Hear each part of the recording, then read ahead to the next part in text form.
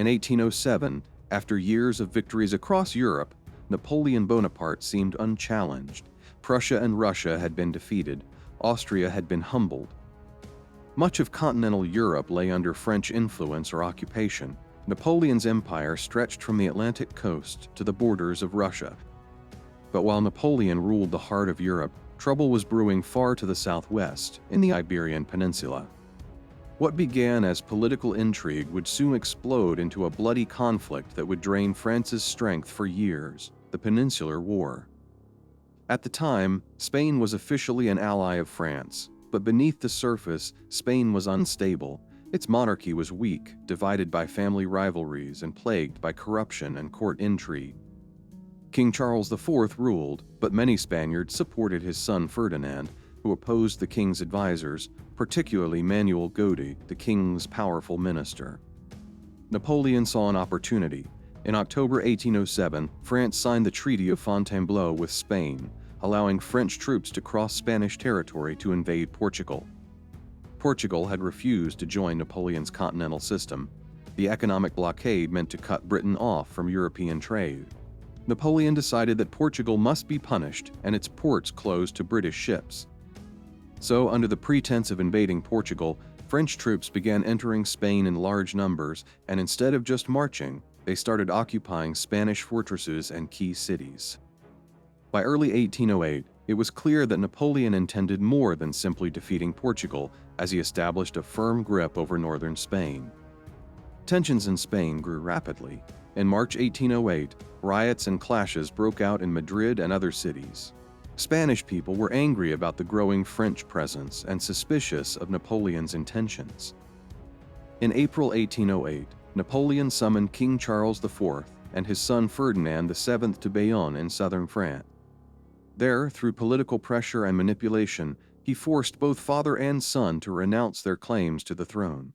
Napoleon then placed his own brother Joseph Bonaparte on the Spanish throne.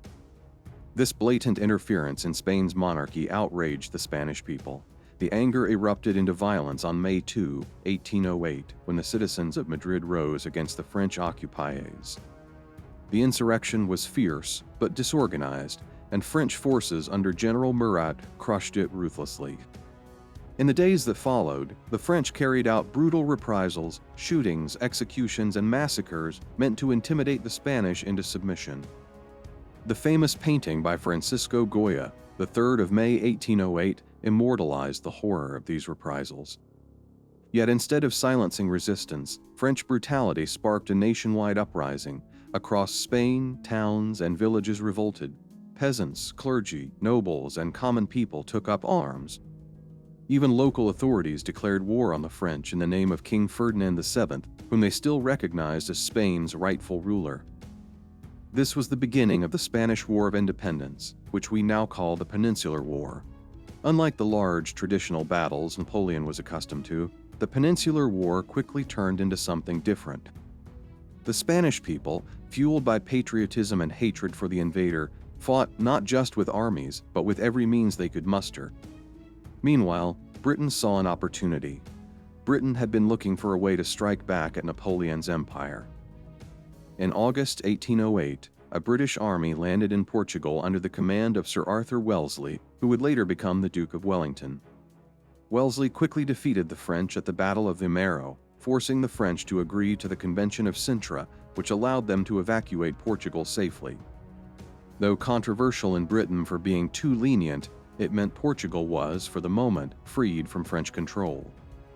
Napoleon was furious at both the Spanish resistance and Britain's interference. Determined to crush the rebellion and restore order, he decided to lead a massive army into Spain himself. In late 1808, Napoleon crossed the Pyrenees with more than 200,000 troops. His arrival changed the balance of the war almost immediately. The French retook Madrid, defeated several Spanish armies, and appeared on the verge of restoring control. But the situation in Spain was far more complex than Napoleon anticipated. Even as he won battles, the country refused to submit. Guerrilla attacks continued to harass French troops. Communication was difficult across the rugged terrain. Spanish armies, though repeatedly defeated, kept reforming. Local juntas governed large regions, keeping alive the spirit of resistance. Napoleon could not stay in Spain indefinitely. With tensions rising in Central Europe again, he returned to France in January 1808, leaving his marshals Soult, Ney, Massena, and others to continue the fight. But the marshals struggled. The French might win major battles, but they could not fully occupy the country or destroy the guerrilla networks. Meanwhile, Wellesley returned to the peninsula, leading British and Portuguese forces deeper into Spain. His careful, methodical tactics frustrated the French. He won important victories at Talavera in 1809, and later at Salamanca in 1812, where his forces routed the French, liberating large parts of Spain. In 1813, Wellington struck the decisive blow at the Battle of Vitoria, driving King Joseph Bonaparte out of Spain. French forces retreated over the Pyrenees into France itself. The victory electrified Europe and showed that Napoleon's empire was vulnerable. As the Peninsular War dragged on, it drained France's resources. Hundreds of thousands of French soldiers were tied down in Spain, unavailable for Napoleon's other campaigns. More than any single military defeat, the Peninsular War damaged Napoleon's reputation as unbeatable. By 1814, the Peninsular War was finally drawing to a close. After 6 years of relentless conflict, Spain and Portugal were liberated from French control. The British, under Sir Arthur Wellesley, now the Duke of Wellington, had pushed Napoleon's forces back across the Pyrenees. The French occupation had collapsed, and Joseph Bonaparte, Napoleon's brother and puppet king, fled Spain for good.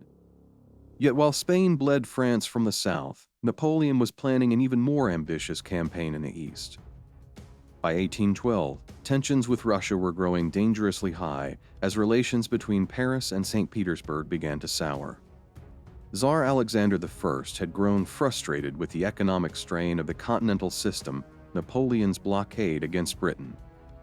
Napoleon believed a show of overwhelming force would bring Russia back under his influence. So he gathered the largest army Europe had ever seen, over 500,000 soldiers drawn from across his empire, and marched eastward into Russia. His goal was to force a decisive battle, occupy Moscow, and break Russian resistance. But what awaited Napoleon was not the quick victory he envisioned. Instead, he faced a vast land willing to burn its own cities, endless marches through scorching heat and bitter cold, and the deadly attrition of disease and hunger. The Russian campaign would become a catastrophe that shattered his Grande Armée and marked the beginning of his fall from power. In our next episode, we follow Napoleon's fateful march into Russia, a campaign that would consume an empire, devastate his army, and forever change the course of European history.